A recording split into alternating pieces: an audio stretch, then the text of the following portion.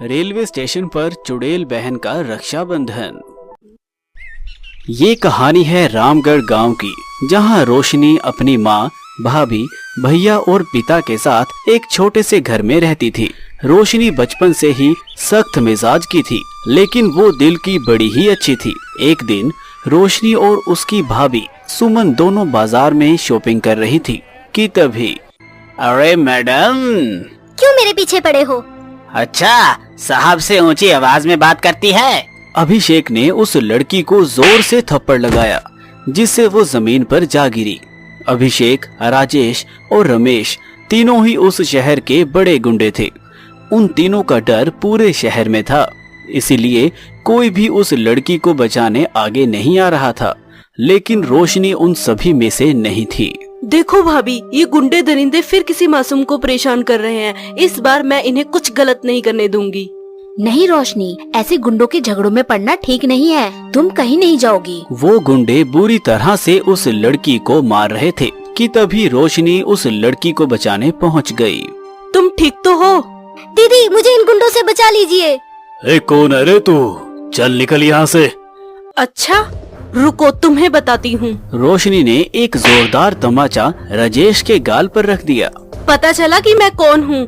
अभी तो बस एक तमाचा ही रखा है, आगे से किसी भी लड़की को परेशान किया ना तो मुझसे बुरा कोई नहीं होगा। चलो भाभी। रोशनी अपनी भाभी को लेकर घर आ गई। सभी उसकी बहादुरी को देख हैरान थे, तो वहीं राजेश अंदर ही अंदर गुस्से और बदले की आग में सुलग रहा था। काफी दिन इसी तरह से बीत गए। वैसे रोशनी, एक बात बोलूं? उस दिन जो तूने राजेश को ऐसा तमाचा लगाया था ना, सच में लग रहा था जैसे मेरे सामने झांसी की रानी आ गई हो। मैं ये अन्याय जरा भी सहन नहीं कर सकती हूँ। दोनों ननंद भाभी आपस में बातें कर रही थी कि तभी दरवाजे पर बड़े जोर जोर से दस्तक हुई। अरे बाबा, आ रही हूँ। हिमानी ने जैसे ही दरवाजा खोला तो वो हैरान रह गई, क्योंकि वहाँ कोई और नहीं बल्कि शहर के गुंडे राजेश, रमेश और अभिषेक खड़े हुए थे। तुम लोग अंदर आने को नहीं बोलोगी अम्मा जी? क्यों आए हो? तुम्हारी बेटियों की मुंह दिखाई करने। ऐसे बोलकर तीनों गुंडे घर के अंदर घुस आए।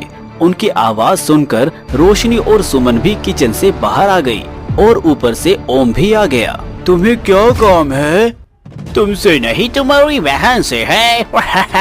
बकवास बंद कर। अरे अरे अरे मैडम जी, आप आ गई। हम तो जरा उस दिन का हिसाब छुट्टा करने आए थे। राजेश ऐसे बोलता हुआ रोशनी की तरफ बढ़ने लगा कि तभी ओम अपनी बहन के सामने आकर खड़ा हो गया। तुम्हें मेरी बहन से क्या चाहिए? अरे हट! राजेश ने ओम को जोर का धक्का मारा, जिससे उसका सर दीवार में जाकर लगा और वो घायल हो गया। भैया! अरे मरा नहीं है। तुम्हें तो मैं। रोशनी ने वहीं पास से गुलदान उठाया और राजेश के सर में दे मारा। तेरी इतनी हिम्मत! इस गुलदान की गूंज तुझे बहुत ऊंची सुनाई देगी। बंद कर ये डायलॉग बाजी। तू कोई शाहरुख खान नहीं है। हमें शाहरुख खान पसंद भी नहीं है। अरे बंद करो ये बेकार की बातें। यहाँ क्या हो रहा है? अभी बताते हैं। राजेश ने ऐसे बोलकर रोशनी की बाजू पकड़कर उसे अपनी तरफ खींच लिया। ओम ने उसे बहुत बचाने की कोशिश की, लेकिन मैडम जी, टाटा बाय बाय। क्या बक? इससे पहले रोशनी कुछ कह पाती, राजेश ने उसके सीने में गोलियां उतार दी। अरे दरिंदो, क्यों मारा मेरी बच्ची को? रोशनी, आंखें खोलो रोशनी, रोशनी। सभी जोर जोर से रोने लगे।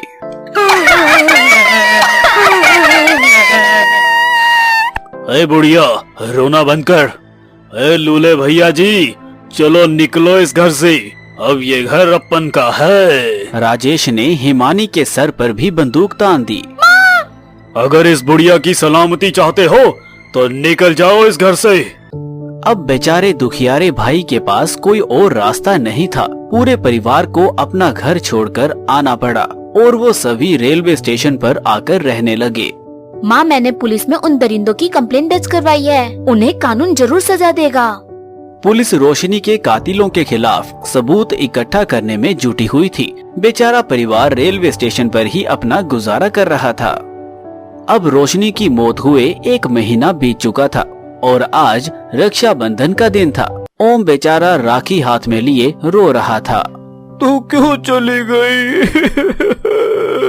सुमन ओम के पास जाने की कोशिश करती, लेकिन वो फिर पीछे हट जाती। लेकिन ओम की तड़प ने रोशनी की आत्मा को जगा दिया और रोशनी चुड़ैल के रूप में लौट आई। एक तरफ ओम अपनी बहन के लिए आंसू बहा रहा था, तो वहीं दूसरी तरफ आज रक्षाबंधन है, भैया खुद को अकेला ना समझना, तुम्हारी बहन आ रही है। रोशनी ने अपना चेहरा ढक रखा था। वो अपना चेहरा ढक कर ही अपने पुराने घर पहुंची, जहां पर उसे कोई भी नहीं मिला। ना जाने सभी कहाँ चले गए हैं। रोशनी ने उन्हें बहुत ढूंढा, लेकिन वो नहीं मिले। आखिर में हार कर रोशनी ने अपनी पड़ोस की एक औरत से अपने परिवार का पता मांगा। तब उसे पता चला कि वो लोग अब रेलवे स्टेशन पर हैं।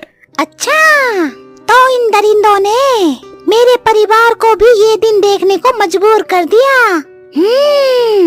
खैर, इनसे तो मैं बाद में निपटूंगी, अभी पहले घर चलती हूँ। रोशनी रेलवे स्टेशन पर पहुंच गई, जहां एक छोटी सी भूसे की झोपड़ी में रहते हुए उसे अपना परिवार दिखाई दिया। उन सभी को देखकर रोशनी की आंखें भर आई और वो अपने घर आई। भैया, तुम कौन हो? रोशनी ने अपने चेहरे से घूंघट हटा दिया। चुड़ैल, चुड़ैल, पहचानो माँ, मैं तुम्हारी ही बच्ची रोशनी हूँ। रोशनी, तू सच में? हिमानी ने रोशनी के कपड़ों पर गौर किया। वो उन्हीं कपड़ों में थी जिसमें उसकी जान निकली थी।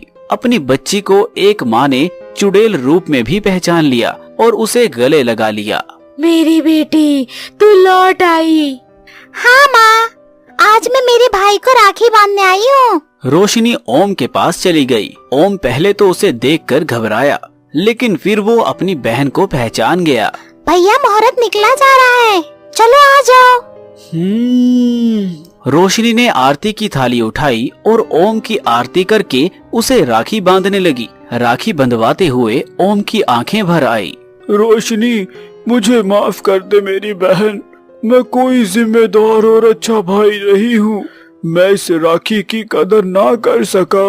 हर रक्षा बंधन तूने मेरी रक्षा के लिए ये राखी बांधी, लेकिन मैंने अपना फर्ज ठीक से नहीं निभाया। मैं तुझे उन दरिंदों से ना बचा सका मेरी बहना, मुझे माफ कर दे।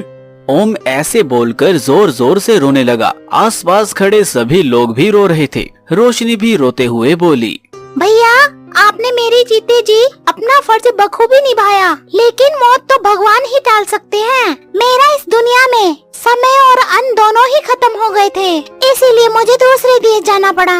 लेकिन आपकी बहन आपसे नाराज नहीं है, आप दुनिया के सबसे बेस्ट भैया हो। दोनों भाई बहन ने एक दूसरे को गले लगा लिया।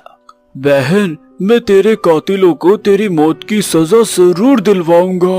मुझे यकीन है भैया, अब मेरा समय पूरा हुआ, मैं चलती हूँ। एक आखिरी बार अपने परिवार से गले मिलकर रोशनी गायब हो गई। सभी की आंखें नम थी। कुछ ही दिनों बाद पुलिस ने भी उन कातिलों के खिलाफ सबूत इकट्ठा करके उन्हें फांसी की सजा सुना दी और ओम को अपना घर वापस मिल गया। उसके बाद रोशनी को सभी अपनी यादों में जिंदा रखकर खुशी से रहने लगे।